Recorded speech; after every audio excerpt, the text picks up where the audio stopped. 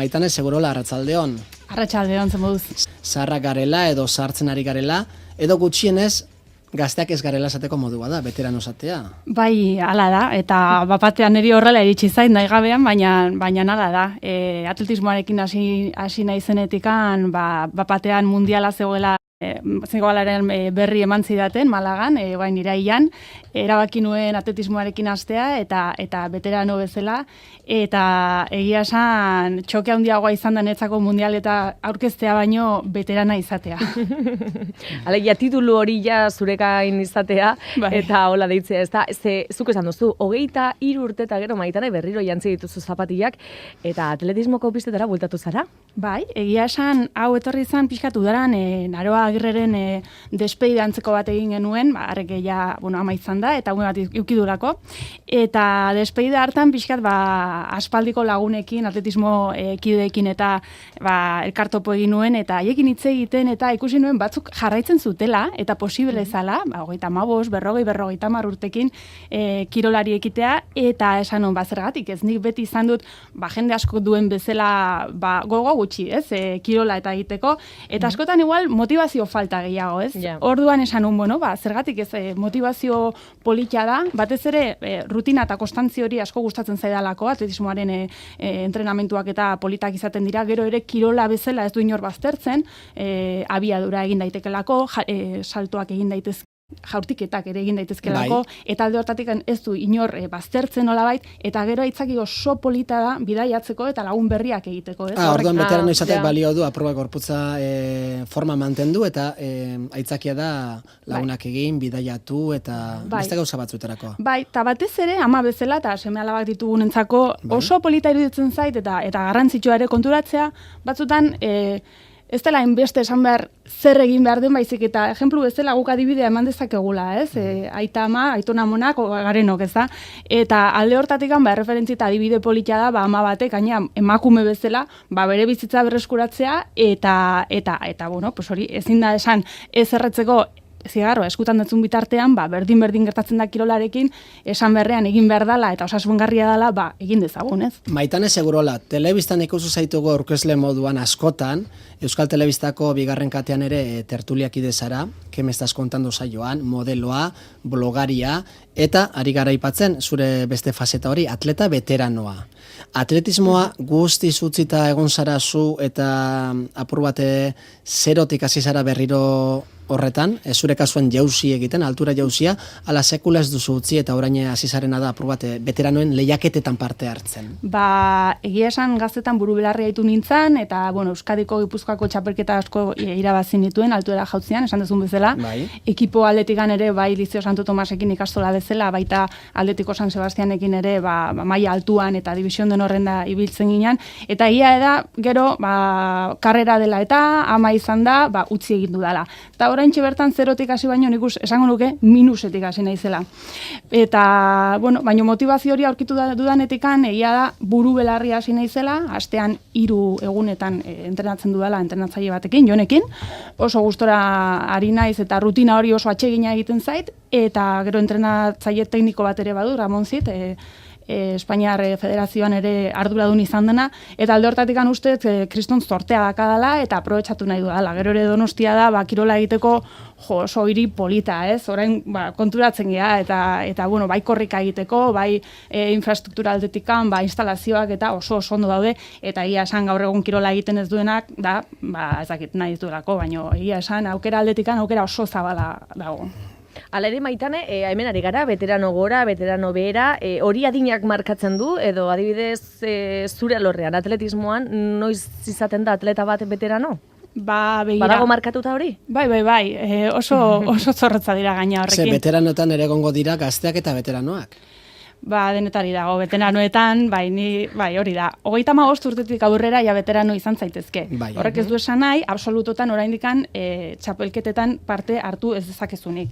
Hau da, adibidez, esate baterako aurten gertatu dena, altuera jauzian, absolutoa irabazi duena, Raquel Alvarezek, veteranoetan ere irabazi du. Zergatik, 35 urte dituelako, eta absolutotan da baita veteranoetan ere parte hartu dezakelako. Horrek esan nahi du Maitane, 35 urtetik gorako pertsona bat izan dela, onena, bai veteranoetan eta bai gazteak ere barruan sartuta. Bai, hori da, 35 urtetik aurrera.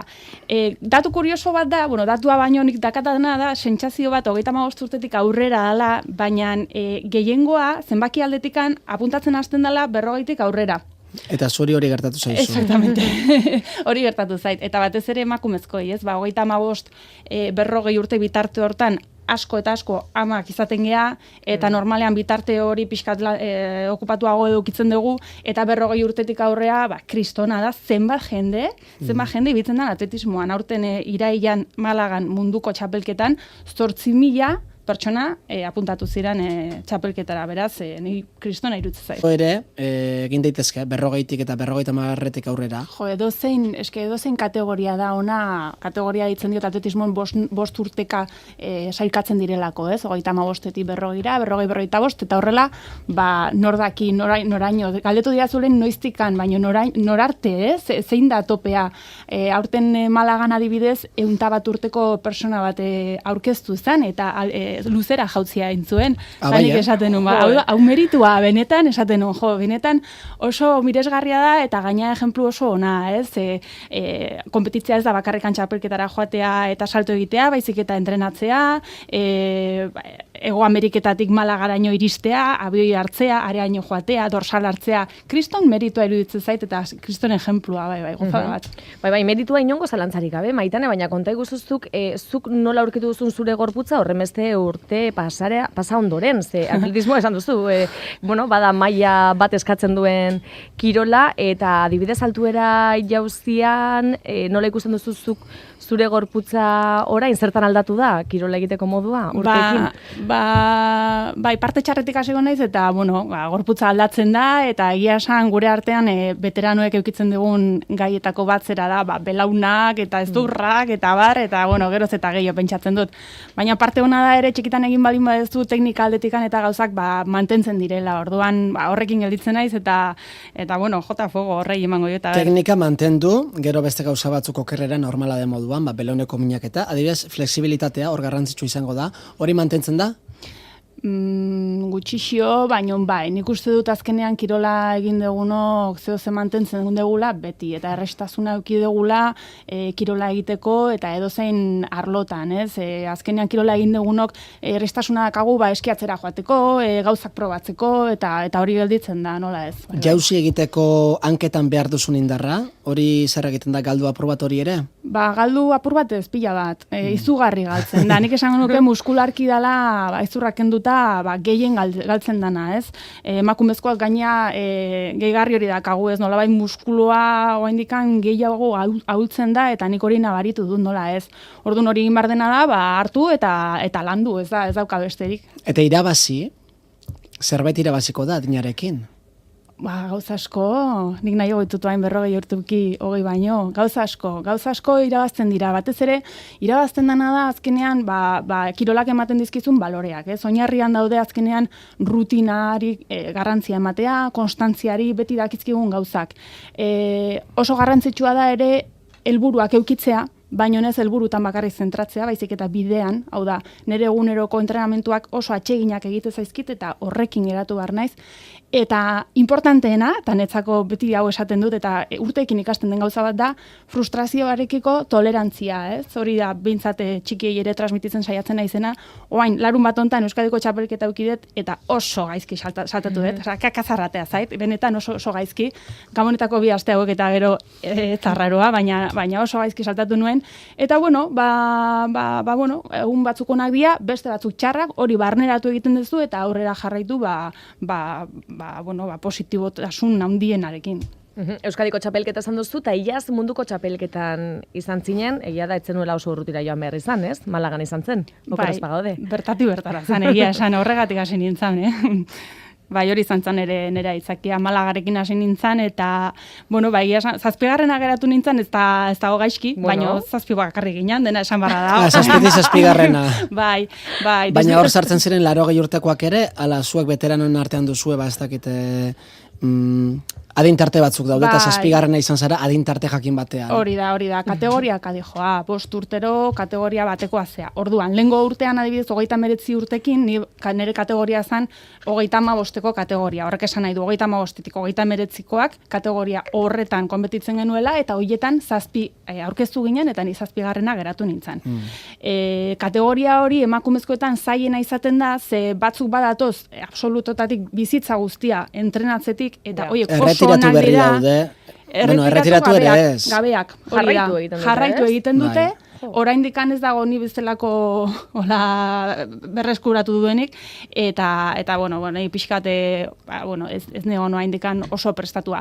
Baina aurten, ja kategoria honetan, 40ko kategorian egongo naiz, 40tik 44era, beraz kategoria hontako gazteena izango naiz, horrek esan nahi du aukera pila bat ditu dela, eta hori ere, aprobetxatu behar dudala. Aurten orduan Polonien jokatuko den munduko txapelketan, baduzu asmoa bertara joateko? Bai, inskripzioa dagoeneko. Eta izango zara, kategoria berri horretan, 40 adin bueltan azten dena, 45 arte gutxi gora bera, hor gaztenetarikoa. Hori da, partaidetza lehen esan dudan bezala asko igotzen da, segurazki ere ama izan geranok ja normalean, umeak ja aziagoak eta daudelako, eta Poloniara joateko intentzioa daukat, bai, nola ez martxoan izango da, 24ean, eta bueno, printzipioz ere jende asko apuntatuko da, eta, milaka aldetan digan ibiliko gea, ia ze gertatzen da. Aizu Maitan, ez ze alturetan zabiltza?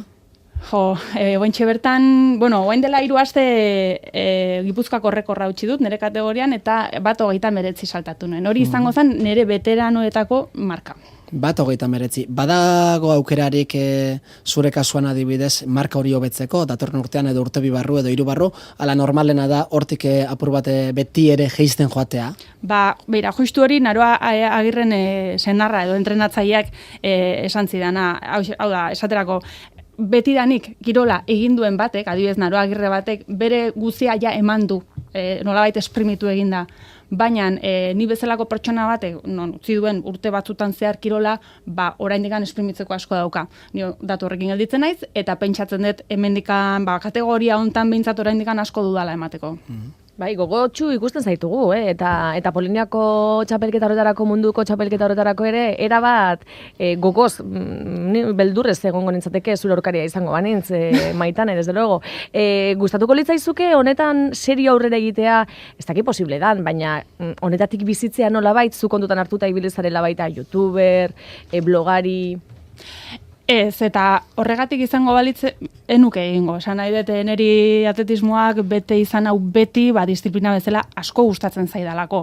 Esan dudan bezala, bidaiatzea baimentzen didalako, edo nolabait eskusa moduan erabili dezakedalako, lagun berriak egin ditzakedalako, kirola bezala asko gustatzen zaitelako, koitza norberaren aurka ere egiten duelako, eta erronka bezala polita dalako, baina nire aspirazioa dirua irabaztea izango balitz honengatik, uste nereak egingo zuela. Gastu gehiago da seguruenik. Ez, gastua hori da, alderantziz, gastua suposatzen du. Azkenean, konpetitzen dugunok, federatuta egon behar gara, horrek suposatzen du urtean X kuota pagatu behar dela, eta ondoren, bidaiak, ekipazioa, ez da, oso garestia, baina azkenean dirua suposatzen du, nola ez. Maitane, altuera jauzian izaten duzue denbora bat jauzi hori egiteko? Bai. Zenbat denbora izaten da? Ai, ama, jangoiko matxia, hori da, benetan, begira, zure izena eta dorsalaren zenbakia ematen dutenetikan, 30 segundo egoten dira normalean saltoa egiteko. Orduan ze gertatzen da, zu altura batean, bakarrik balin bat zaude, hau da, niri Malagako txapelketan, edo munduko txapelketan gertatu zitzaidana, beste 6ak oso onak ziran, eta ni baino altuago hasi zien. Orduan, nik nire altueran, ni bakarrik balin banago, nire lehenengo saiakera egiten dut, eta listoia botatzen dut, hortikan beste 30 segundo ditut saltoa egiteko, berehala berriro jarri batzea saltoa egiten, eta salto bakoitza ez du ematen arren, fisikoki asko eskaera handia dauka. Gustu egiten zara eta rekuperazioa hain azkarra izatea oso zaila da. Beraz 30 segundo dira. Ematen du, Eta txapelketa, normalean saio bakoitzeko 10 salto izaten dira maksimo, hau da, 10garren saltotik aurrera ja normalean bakoitzaren rendimendua gesten da asko. Baina denbora hori, 30 segundo horiek, zuk zeure kronometro batekin neurtzen dituzu, ala atletismo pistan dagoen erlojuari begira egoten zara? Epaiak egoten dira, eta gainera denboraren asuntoarekin oso zorrotzak izaten dira, eta epaile bat egoten da bakarrikan denborantzako, beste batek lista eukitzen du, eta egia esan, 30 segundoiek pasatzen direnean, bandera ingorria altxa ite izute, eta ja nuloa da, naiz eta zu esaiatu. Osea, que... Baina zeure erlojua daukazu eskomoturrean, kasu horietan? Ez beraiena. Beraienarekin fidatzen zara. Baina ez duzu zaurea eramaten. Nik nerea ez, normalan ez dut erlojuarekin Epaiaren erlojuaren erreferentzia hori erabiltzen duzu.